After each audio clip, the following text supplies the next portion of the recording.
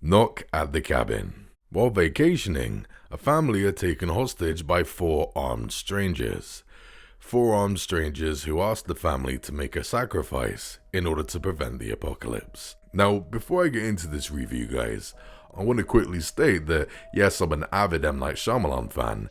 His movies have literally helped shape my opinion on movies overall. He has nurtured my tastes ever since I was a child. So obviously it's very cathartic to see that his dry spell has come to an end and I've really been enjoying his films recently. But with that being said, I am the first to admit that a good film is never guaranteed when it comes to the name M. Night Shyamalan. You just never know what this guy is going to give you. Well, thankfully, Knock at the Cabin did not disappoint me. M. Night Shyamalan delivered yet again, and I'm very happy with this flick. It feels very different for M. Night Shyamalan, not only because he had other people helping him co-write this flick, but it's also based on the novel The Cabin at the End of the World, which is a much better title than Knock at the Cabin, but there we go.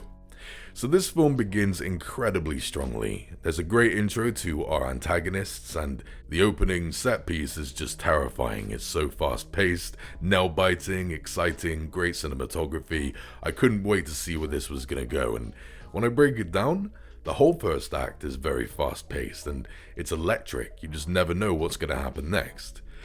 It does kind of come at a cost though, because it's so quick it doesn't give you enough time to get to know the characters. Now, in my opinion, that is a problem, and it does last throughout the rest of the film. I do like the characters, but I don't feel they had enough development. It mainly develops their situation rather than the characters, and mostly relies on the actors rather than the script to help you care for them. Well, thankfully, that's not too much of an issue because the acting all round is stellar, including the child performance given by Kristen Twee, I think that's how you say her name. She was badass and gave one of the best performances of the whole film for me. But the best performance given in this film, obviously, everyone's talking about it, so I have to too. Dave motherfucking Bautista. Holy hell, who saw this coming?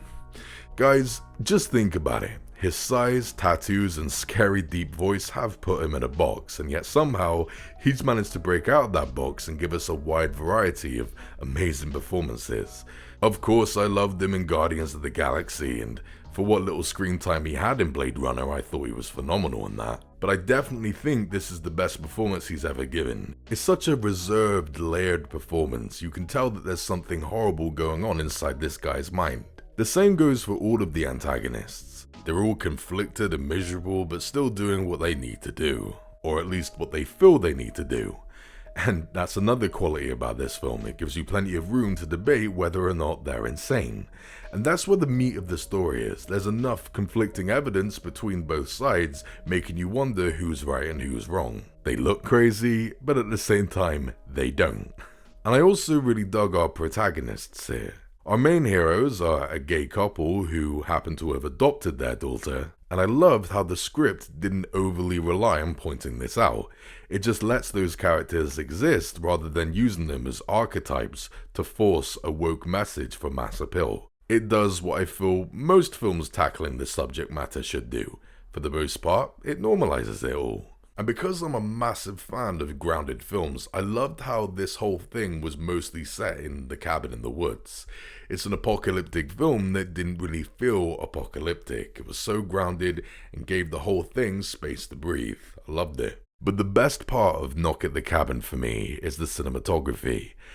Look, it doesn't matter whether you love or hate this man, M. Night Shyamalan knows what he's doing with the camera. This must be one of the best looking films he's ever made. The camera angles, the one-shot takes, the effects, it just looks fantastic, and if this ever does come out on 4K Blu-ray, you bet your sweet ass I'm getting it. Now when it comes to flaws for me, I want to talk about the first character to die, without any spoilers.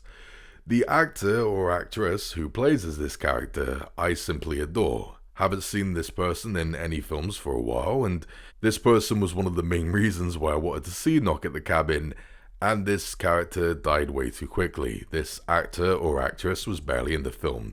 For my specific taste, that was just very disappointing. There was also this arbitrary flashback with this character involving some type of attack that I didn't think was necessary and just complicated the script a little bit. And in fact, I felt that way about almost all of the flashbacks in this film. They just cluttered up the script a little bit too much for me. Some of the characters do some stupid things as well, such as the bathroom scene. Why the fuck would they go in there? And during the midpoint, the pacing does get a bit too slow and the passage of time is a bit unclear. I generally don't know how long they were in the cabin for. I'm also confused as to how they found the phone that shot the footage of the tidal wave. Like, that just made no fucking sense to me. But even worse, the ending was just way too predictable and played it far too safe for my liking. I did some research on the book, and from what I can tell, the book's ending was far more ballsier than this, so I do wish they kept the book's ending here.